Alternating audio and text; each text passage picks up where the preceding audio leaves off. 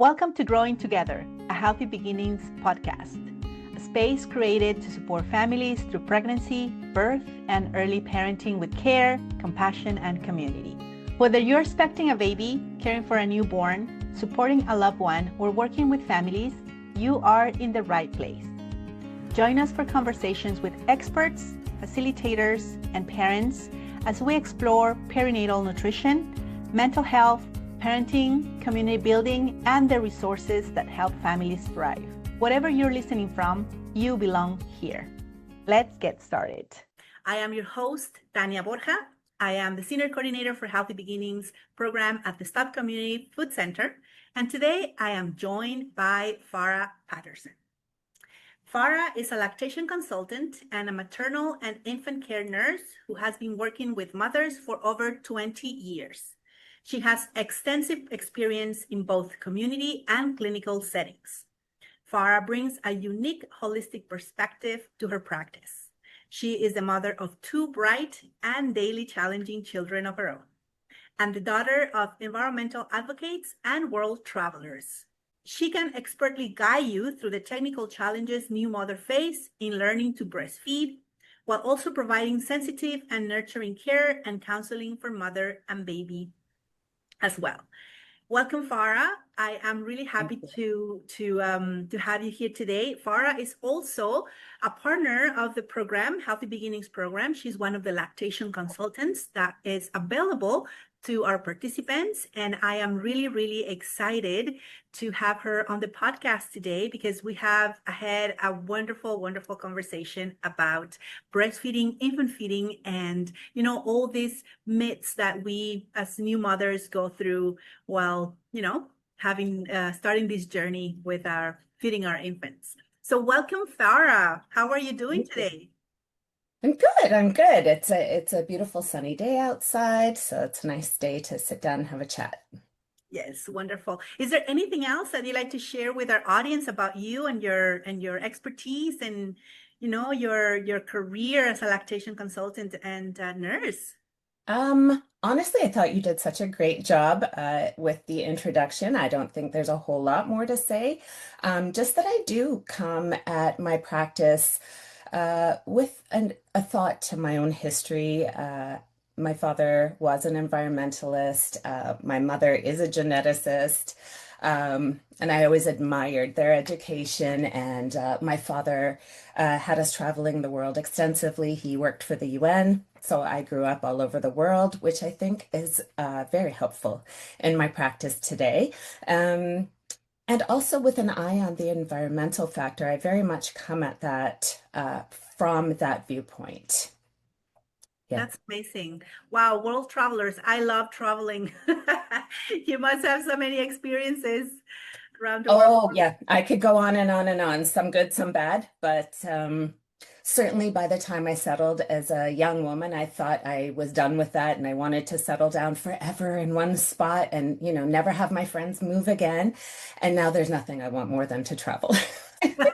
You think you want to stay still, and then you realize that once you get the travel bug, you can't get rid of it. Right.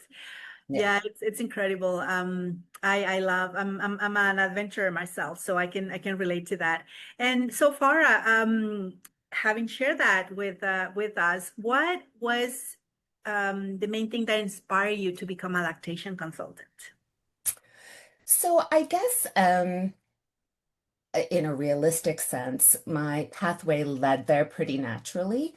I began as a pediatric nurse at the hospital for sick children, and I worked there for several years before interviewing for a position with Toronto Public Health. And at that point, they knew what your skills were, but you couldn't really say where you wanted to be placed. I was very lucky to be placed in the maternal and infant care team, which suited me perfectly. But certainly I had limited experience with breastfeeding.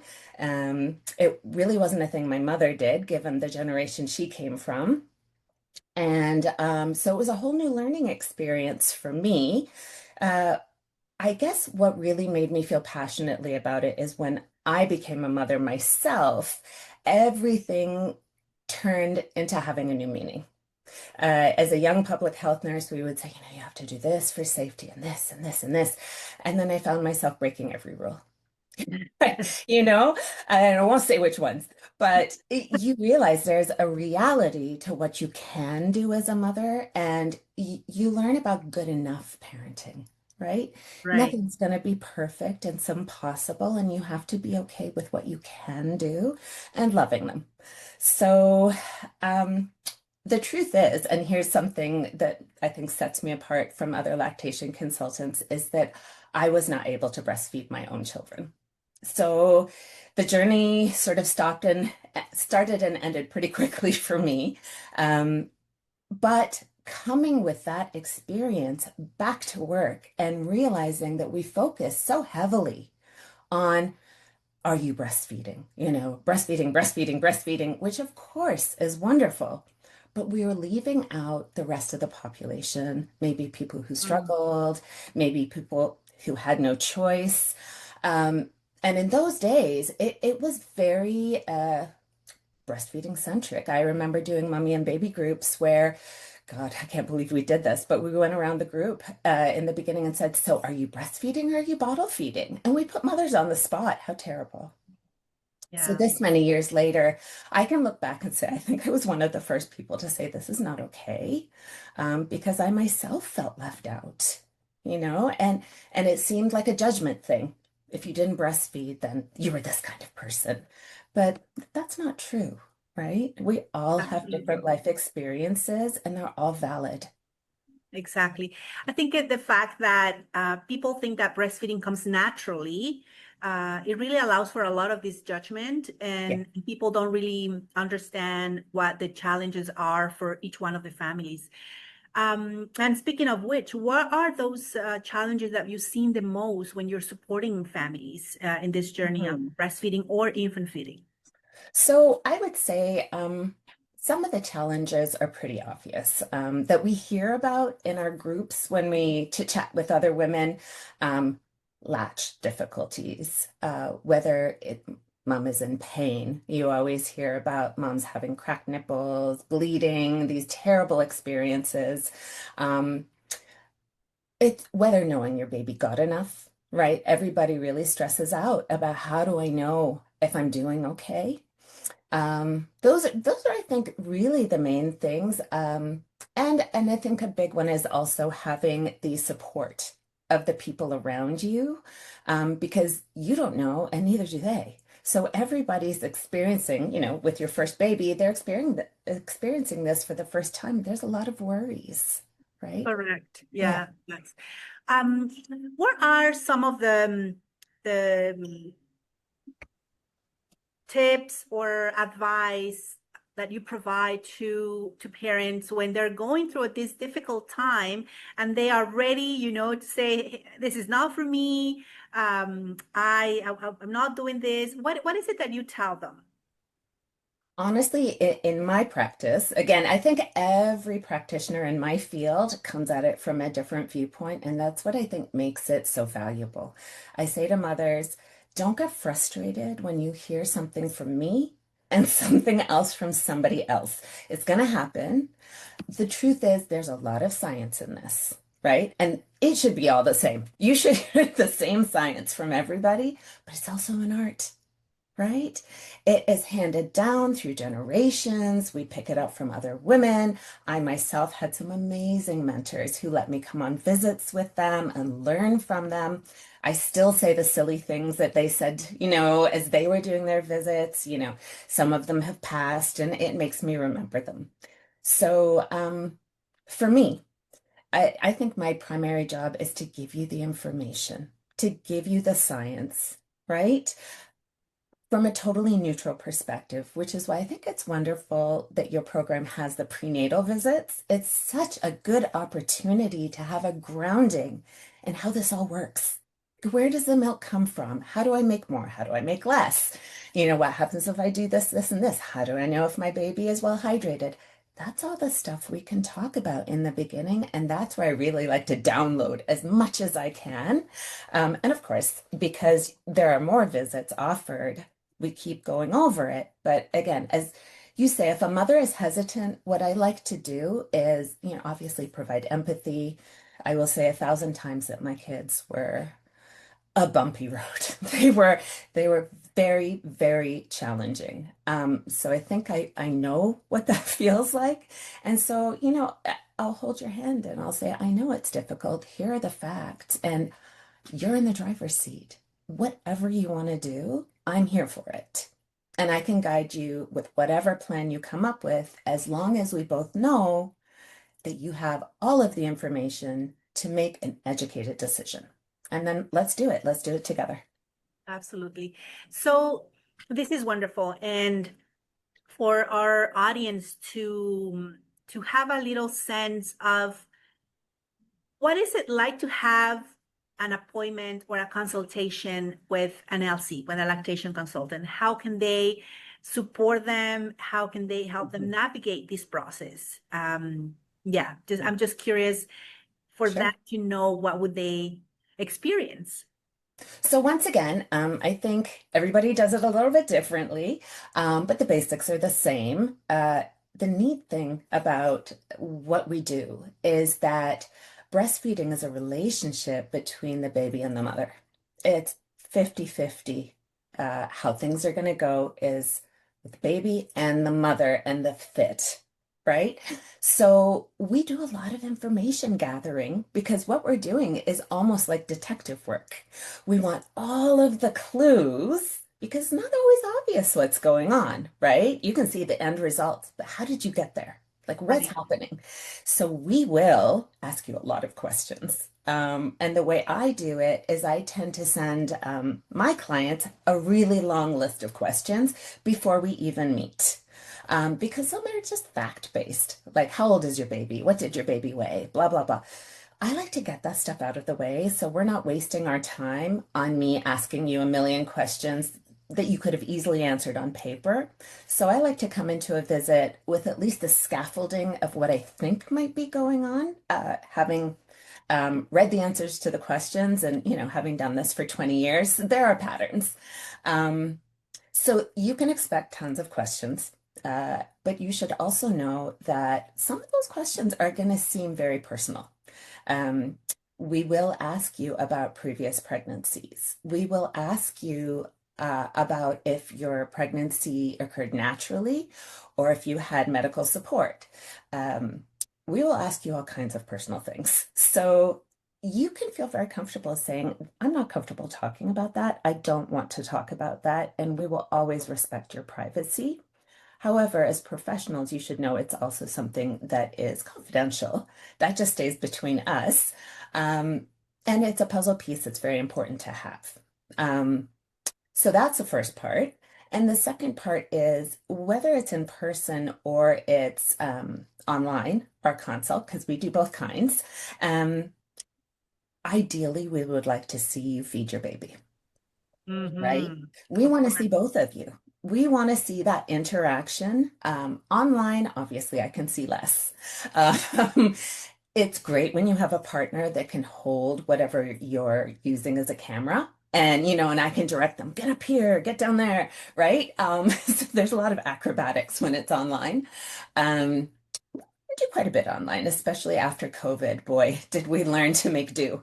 Right. Um, in person, it's going to be exactly the same, except I'm going to be the eyeballs. And I may ask to touch your breasts, touch your baby. And again, all of that happens with permission. I think in the old days, nurses were pretty grabby, uh, but that has changed, thank goodness. And we will ask your permission if we can sort of get in there and help you. So basically, you will do, if the consultation is in person, you will actually uh, show them how to manipulate or grab or touch the breast and how to do the proper latching and how to interact with baby's mouth and all of those anatomical. It's so true. Yes. But again, I think 20 years ago, we were so hands-on, right? There was hands in there, whether you wanted it or not. And I think it was overwhelming. Now the trend in our teaching is to stand back as much as we can and try to coach verbally. Right. And then, okay, we've done what we can that way. May I touch you? May I touch your baby? May I adjust your baby's position? Because actually, a lot of it is just how you're holding your baby, right? Hmm. Hmm. And how they're coming at the breast. So there's a lot of teaching we can do without hands-on, but yes, really ideally, hands-on help is the gold standard. And yeah, Of course, of course. yeah.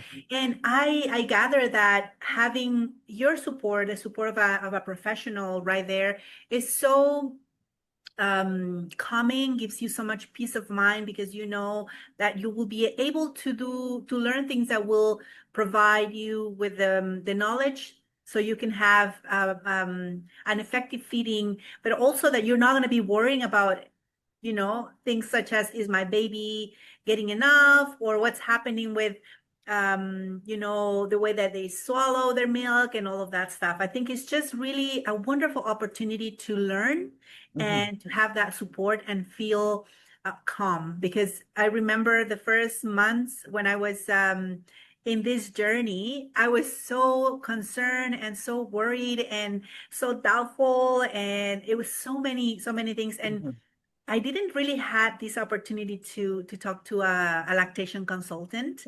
I think I just had the nurse at the hospital telling me a few little things here and there, but I was just so worried.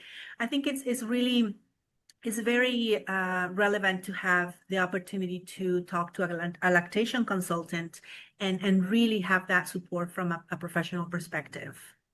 I agree. I think it's very empowering to know how things are going yourself, right? To have that knowledge base and not feel scared all the time. Or you might say, whoop, okay, the LC told me that if this happens, we need to go to the hospital today. So we're going, right? Right. Yeah. There's so many things I like to talk to you about, but I just before Mhm, we go into the all the benefits and the amazing properties that breast milk can provide to the baby. I also mhm, want to take the opportunity uh, to talk about those parents who aren't able to provide breast milk, mhm, that they go on the formula road, and just to for them to know that they can also get support from a lactation consultant, right? So it's yeah. both. It's breast milk, but also formula on any other um, Mhm. ways of nurturing the baby. Would you like to talk a little Exactly. bit more about that? As I said, I think our field has come a long way. I think there was a big backlash decades ago, simply because the formula companies had some pretty questionable practices in advertising their product. Um, and they did some really negligent things and hurt a lot of people. So unfortunately, they were labeled as the bad guys. But the fact is, we've traveled through this time. We've understood what has happened. We've taken back our capacity to feed our babies. And I think it's time for balance, right? Yes, if you can feed your baby with your breast, great. If you want to, great, I'll help you. If for some reason you can't or you choose not to, yes, there is formula and it's pretty good these days. It's not breast milk, right? But it's as close as we're gonna get. And my babies grew up on it, right? And I don't any longer harbor any guilt. But it's don't carry that with you because as I was saying earlier when we were chatting, motherhood is a long journey, right? You feel like feeding is the be all and end all when at the beginning. It's everything and you can't see past it. But having Tanya, you have teenagers. I have a 23-year-old and an 18-year-old, and I look back and I feel sorry for the young me because I was so concerned. And rightly so. Mothers are worried about feeding their babies, but now with teenagers, that's the easy stuff. Like that will pass you by in a moment, and you will look back and say, wow, I really beat myself up for this. It was Right. unnecessary, right? Exactly. Oh It's my not the be God. all and end all. No. And Farah, what are the common challenges that parents who choose or use formula to feed their babies they go through? What are those Yeah. the most common challenges? Well, I think on a social level, we feel like we have to justify ourselves, right? There has to be an excuse. So that's tough because that's still out there. But in terms of your own practice feeding, yeah, that's a learning curve too. There's a lot of equipment involved, so you have to Mm, learn how to use the equipment. You have yes. to understand that your new baby essentially has a sterile gut, right? They don't have an immune system that's going to fight stuff that is introduced by accident. So you've got to sterilize everything. You've got to Mm, sterilize the water. You've got to prepare the formula. In the early days, we really, if you can afford the ready to feed formula or at least the concentrate that you add the water to, that's your best choice. We try to make everything super sterile for our babies, but powdered formula, we can't always make it sterile no matter how hard we try. So we do recommend if you have a choice, choose powdered formula because cheaper after 2 months old. So okay. before 2 months old, if you can get your hands on either ready to feed or liquid concentrate, those are good choices because we can make sure they're sterile.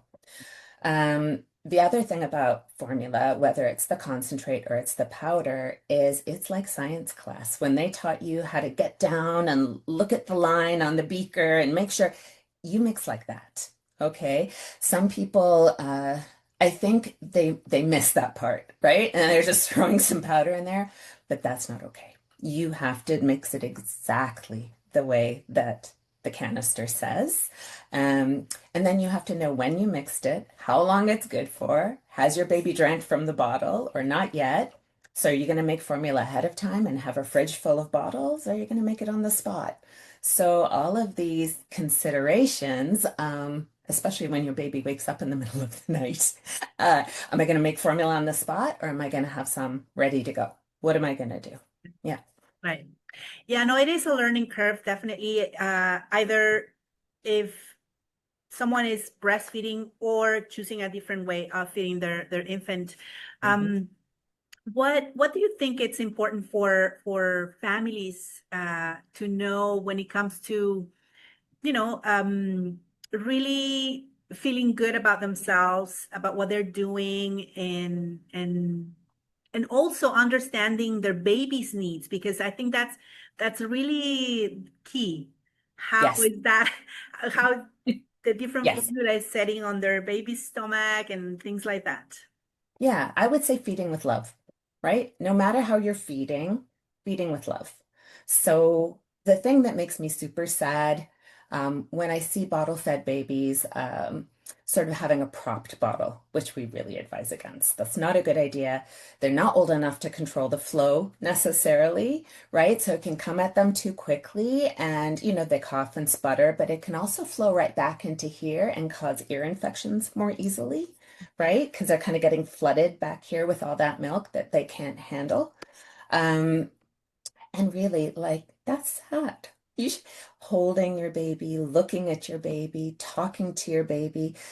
That happens naturally when you breastfeed. You can't breastfeed pretty much ever without holding your baby. Yeah, there are ways, but um, so just remember that every baby needs to be held and spoken to and loved and interacted with. And even if you're breastfeeding, and you're having a terrible time of it, and you're thinking, I hate this, and you've done all of the things, and you really want to stop, think to yourself, what kind of an experience is my baby having right now? Right? What are they seeing on my face when I'm feeding them? Am I crying on them as I feed them? Because that's not good for anybody, right? So that is an okay time to think to yourself, I'm going to be happier. You're going to be happier. Mental health is a big deal, right? And as far as I'm concerned, I'd rather see you happy and your baby happy and enjoying each other than doing the struggle that you've been doing for too long, right? Yeah. That's amazing. Definitely feeding with love. I think that's regardless of whichever method Yep. parents use. I think that's key. That's super key. Thank you so much for saying that, because sometimes it is so challenging and so stressful, and we maybe lose that It happens. perception. Yeah, It the does. habit of Yep. we just want things to get done, and sometimes we forget to be mindful, and really being mindful and being in the present and enjoying that moment is something that at the end of the day is going to become precious and unvaluable. To mothers now, if I say it's a blip, they're gonna shake their heads and hate me. But it is, and you'll look back and you'll miss it. The crazy, as bad as it was bad. But you'll Yeah. still miss it because they're talkbacky teenagers now, and you miss them. But again, I want you to be happy and have the capacity to enjoy it. And again, I don't want you to look back on it and say it was all milk and roses or tell people it is milk and roses. Sometimes it's going to be good enough parenting, right? I did what I could do right now. Yeah, I didn't pay a whole lot of attention, but I held them, I looked at them, and that feed is over. But, on the whole, you're doing your best and you're loving them. And Yeah. that's good enough. I love that, Farah. I think we as parents often have to remind ourselves that yes, we do as much as we can, the best we can at that moment, and that's good enough, and that's important to remember, because we give we give ourselves so much hard um Terrible. words, and we feel guilty all the time, and it's like, are we doing it right? We're doing it wrong. But it's important to remember that we always, whatever we do it with love, out of love. And we're doing our best in the moment. Again, as a mother of older kids, and you too, Tanya, I'm sure there's stuff we both look back on and say, I wish I didn't do it that way. Now I know better. But you know what? In the moment you didn't know better, you were doing your best. You were doing Exactly. your best in the moment, and you need to go back and forgive that self, right? Because they were doing their best and they were doing it with love. And that's all you can hope for. Exactly. To all our audience, our parents that are watching this right now, don't forget that you're doing your best, and everything that you're doing, you're doing it out of love. Yeah. And speaking of love, would you like to maybe talk a little bit about the benefits of this wonderful liquid that is breast milk? Yes. Well, I think we all know the basics. Breast is best. Why? Because primarily to begin with, it's a live liquid, right? Formula, as much as we scientifically tinker with it and we get pretty close, we can't make it be alive, right? We can't grant that to formula, but breast milk is alive and it has many, many factors in it that in being live factors do things that formula can't do. For example, our breast milk populates our baby's guts, right? With good bacteria, good factors for those bacteria to eat and grow on, because as I said earlier, your baby's gut is sterile when they're born. So you have to populate it with something, and breast milk is the perfect first thing to populate it with.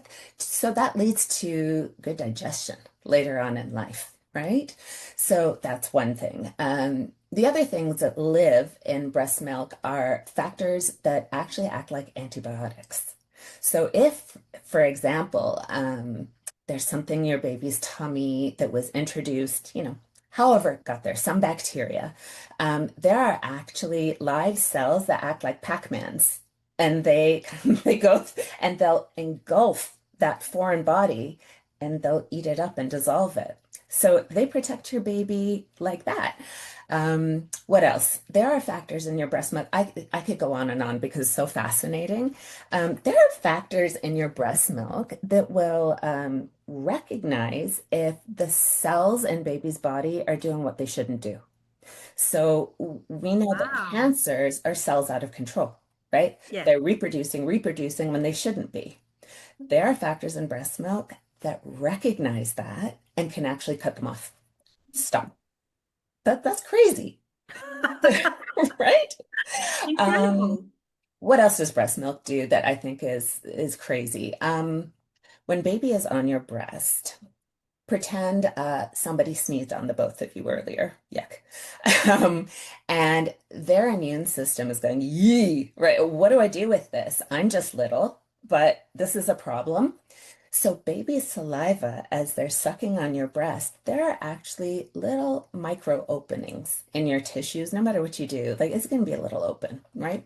So the saliva flows up just a little bit as they're sucking, and your body recognizes what's in the saliva. And if there are immune things going on that are like, this virus, your body goes, okay. And so it gets to work manufacturing what baby needs and then sends it back in the milk. Crazy. Wow. So, yeah, that's nuts. Um, but by the same token, there's a lot of that goes on when baby is on you. So even if you're formula feeding, like, you get a lot of that just by having baby skin on skin, right? So baby was inside of you and part of you. When they come out, you think, okay, they're not part of me anymore, but actually they are. For a few more months, they're the other half of your puzzle. They are built to be on you, around you. That's why they don't like to be put down. And when you put them skin to skin, your bodies speak to each other. It's the most beautiful thing. Your hormones speak, right? Your body knows your baby's there. Your skin on your chest actually heats up in response to your baby being there. It's like a little incubator. Also amazing. Um, what else? Baby's heart rate stabilizes when they're on you. Your heart rate stabilizes when they're on you.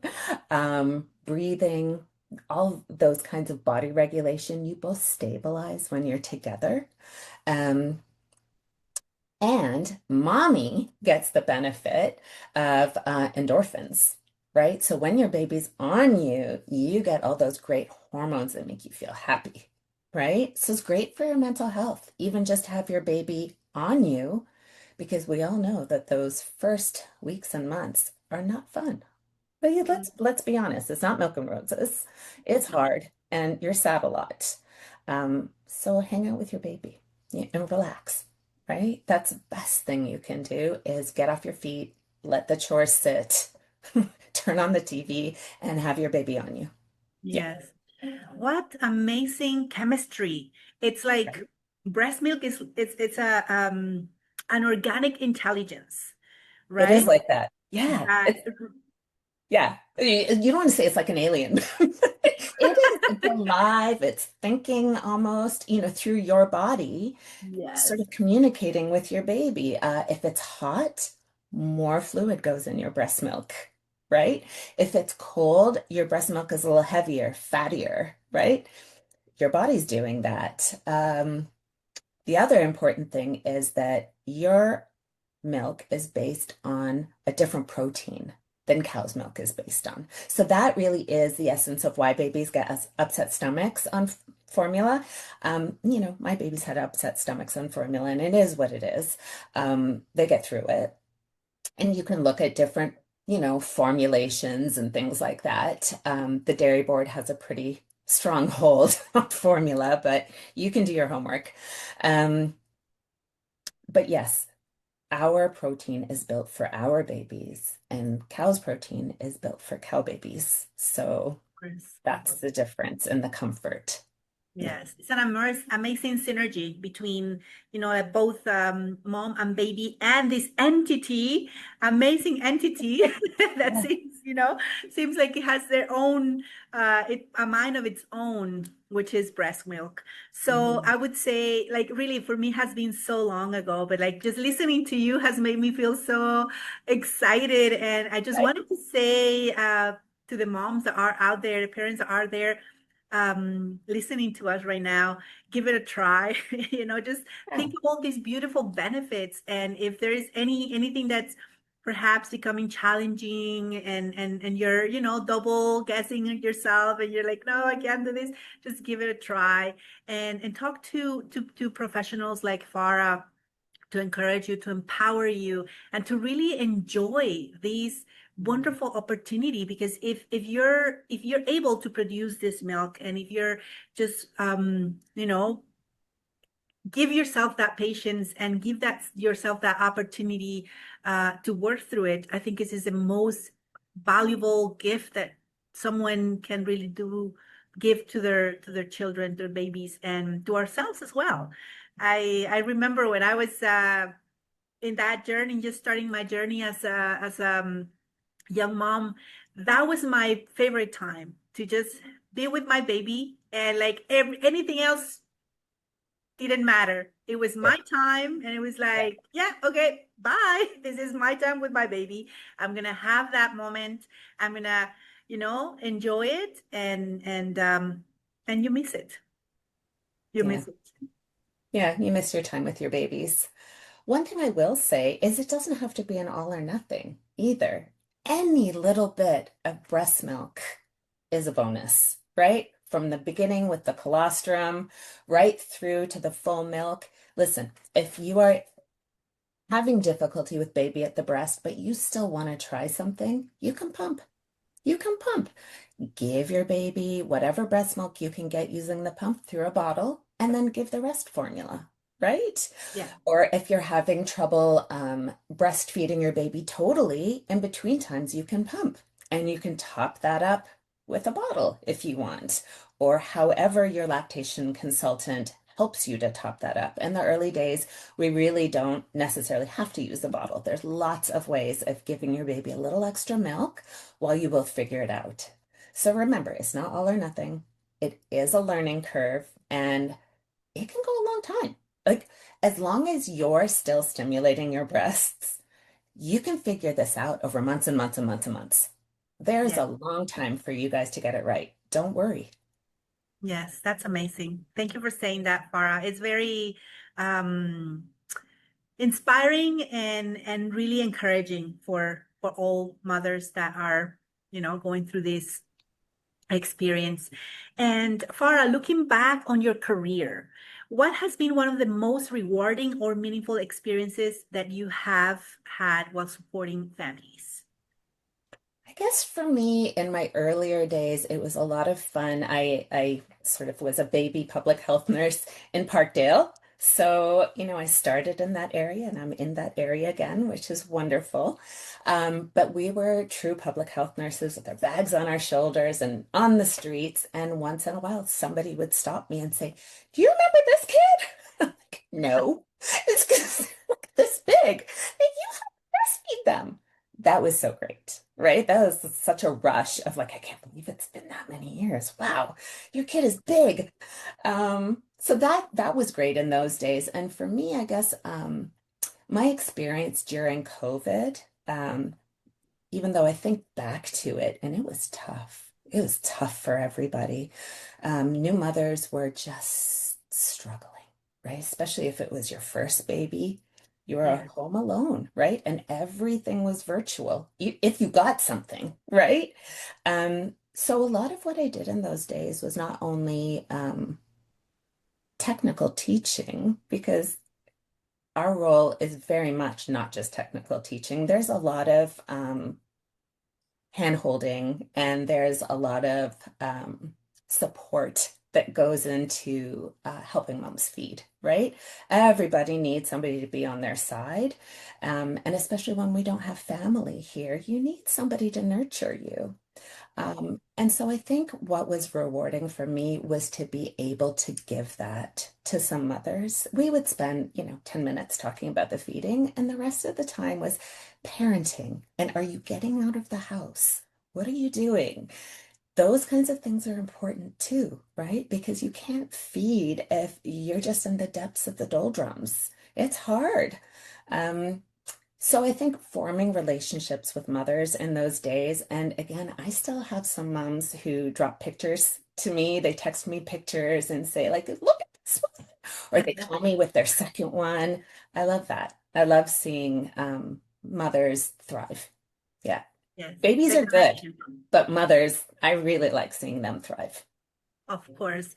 Yes, the connection. And Healthy Beginnings is all about that, all about building community, all about building connections, having the opportunity to really have that chance to make a friend, make a new friend, or at Mhm. least have that opportunity to exchange experiences and exchange perspectives and perhaps inspire one another from whatever is going on in their lives.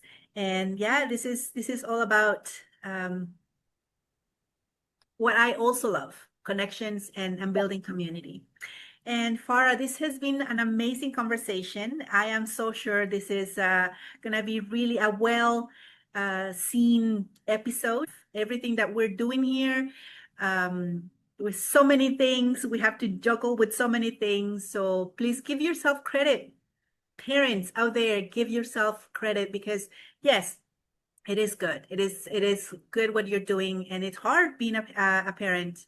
It's not an easy thing to do. So give yourself credit and thank you, Farah, for this wonderful conversation. Thank you so much for everything that you share with us, and we will be seeing you. We have Farah. She is part of our infant feeding circles that are provided by Parkdale Queen West, which is also a partner for Healthy Beginnings at the Stop Community Food Center. And I hope these conversation really inspire you to continue to explore this experience, this journey through the early parenting phases. People like Fara and other lactation consultants are available through our program as well for questions. And Fara, is there any I know you have a website, you have your private practice. Would you Yes, like? that's my private practice, but if you wanted to know more about me, sure, you can go look at my website. But I encourage you, even more than the last things we talked about, join the program. It's such a miracle of a resource. I have been all over the city. I've never seen a resource like this. It's so fabulous to have free help. Um, and if you're already part of the program, use all your visits.